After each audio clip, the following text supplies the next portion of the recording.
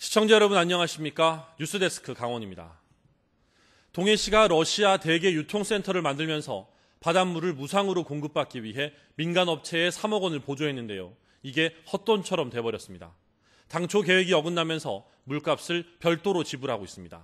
유인호 기자가 보도합니다. 러시아 대게를 싼 값에 공급하겠다며 동해시가 건립한 판매장입니다. 동해시는 이 건물 수족관에 바닷물을 공급받기 위해 지난 2016년 인근 무역업체에 펌프장 설치비 3억 원을 보조했습니다. 대신 바닷물을 무상으로 받기로 협약했습니다. 하지만 판매장을 운영한 8개월 동안 약속은 전혀 지켜지지 않았습니다. 협약한 업체가 바다에서 펌프장까지 물을 끌어오는 관을 연결하지 못했기 때문입니다. 협약 당시에 연결하려고 했던 관의 소유권이 경매를 통해 다른 업체로 넘어가면서 계획이 꼬였습니다.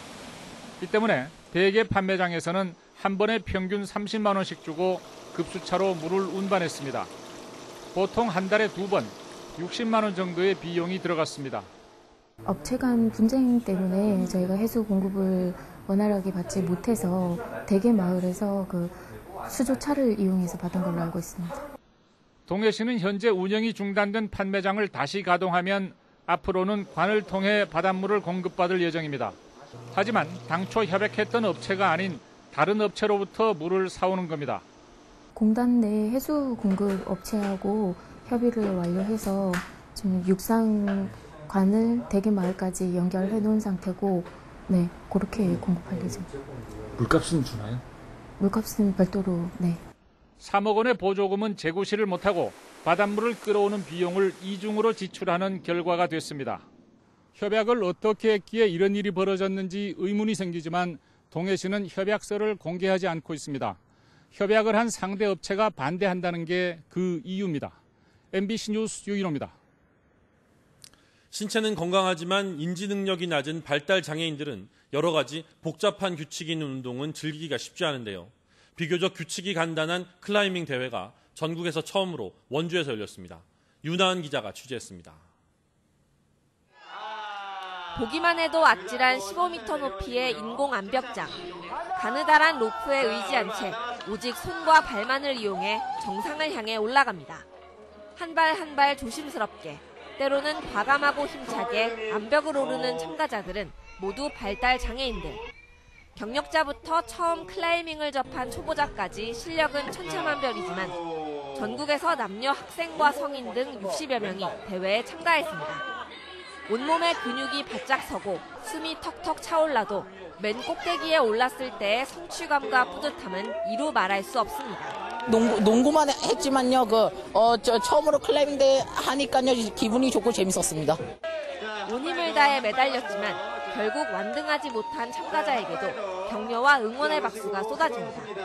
암벽 등반은 통상 위험한 운동이라고 생각하기 쉽지만 전문가와 함께 안전장비를 착용한다면 규칙이 간단하고 운동량도 많아 발달장애인들의 건강관리에도 큰 도움이 됩니다. 스피드 경기 즐기는 친구들도 있고 난이도에서 또 천천히 올라가더라도 꼼꼼하게 끝까지 완등할 수 있는 친구들도 있고 그래서 굉장히 좋은 종목인 것 같아요. 올해 처음 열린 발달장애인 클라이밍 대회. 참가자들은 새로운 운동을 통해 도전의식을 키우고 자신감을 찾는 시간을 보냈습니다. MBC 뉴스 윤하은입니다. 오늘 오전 9시 30분쯤 원주시 단구동 단관초등학교 사거리에서 면허가 없는 중학생이 몰던 오토바이와 마티즈 승용차가 부딪혔습니다. 이 사고로 오토바이 운전자 16살 A군과 함께 타고 있던 초등학교 6학년생 B군 등 3명과 승용차 운전자가 다쳐 병원에서 치료를 받고 있습니다. 경찰은 신호위반으로 사고가 난 것으로 보고 목격자 진술 등을 토대로 정확한 사고 경위를 조사하고 있습니다. 올 7월 강원도 내 미분양 주택 수가 9년 만에 최대치로 늘어났습니다. 국토교통부에 따르면 올 7월 도내 미분양 주택은 총 4,906채로 7월 기준으로는 2009년 이후 가장 많은 것으로 집계됐습니다. 지난해 같은 기간 2,655채보다는 2배가량이 늘었습니다. 시군별로는 원주 지역이 전체의 37%인 1,809채로 가장 많고 동해 1,145채, 강릉 504채 순입니다. 미분양 물량이 많은 원주와 동해는 주택도시보증공사의 미분양 관리지역 지정이 계속 연장되고 있습니다. 강릉시 승격 63주년을 맞아 강릉 시민의 날 기념행사가 열렸습니다. 오전에는 시청 앞 임영대종각에서 시민대표들이 함께한 가운데 타종식을 갖고 강릉시의 발전과 시민들의 안녕을 기원했습니다. 오후에는 강릉 아트센터에서 기념식을 갖고 강릉 시민대상 수상자 4명에게 시상하고 다양한 경축 공연이 열렸습니다. 한편 강릉 통일공원과 바다부채길, 오죽헌은 시민들에게 무료 개방됐습니다. 오는 10월 개최되는 횡성 한우축제의 성공 개최를 위해 한우 구이터가 시범 운영에 들어갔습니다. 횡성문화재단은 오늘 횡성 섬강 둔치에서 300석 규모로 한우 구이터 시범 운영을 실시해 고기 판매와 물품 공급, 분리수거 등 효율적인 고객 동선을 확인하고 건의사항도 접수했습니다.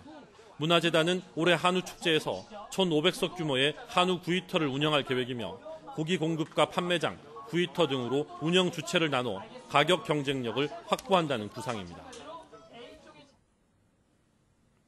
도전, 단합, 나눔을 주제로 한 장거리 비경쟁 자전거 대회가 오늘 원주시 지정면 일원에서 열렸습니다. 1,500여 명의 참가자들은 원주시와 횡성군 일대 103km를 달린 뒤 토크 콘서트 등을 즐겼습니다.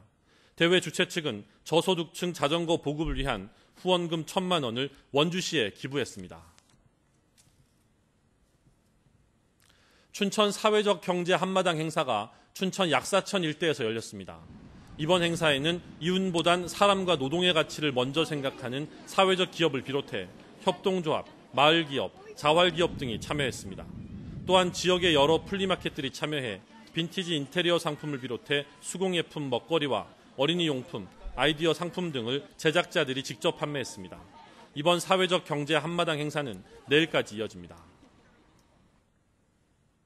7월과 8월 강원도에서 물놀이를 하다 사고를 당해 숨진 사람의 80% 이상이 다른 지역에 거주하는 외지인인 것으로 나타났습니다.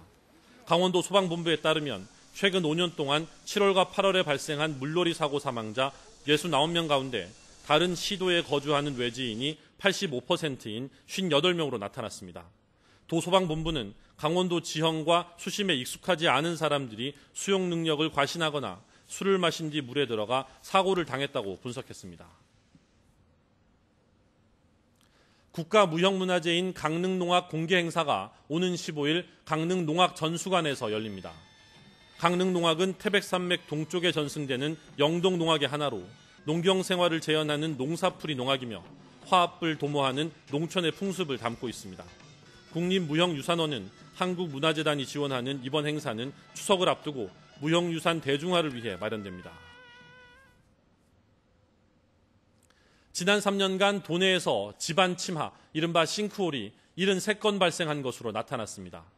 민경우 국회의원에 따르면 지난 3년간 강원 도내에서는 2015년 27건, 2016년 21건, 지난해 25건의 싱크홀이 발생한 것으로 나타났습니다. 이는 서울, 경기, 대전, 충북에 이어 5번째로 많은 수치입니다. 뉴스를 마칩니다. 고맙습니다.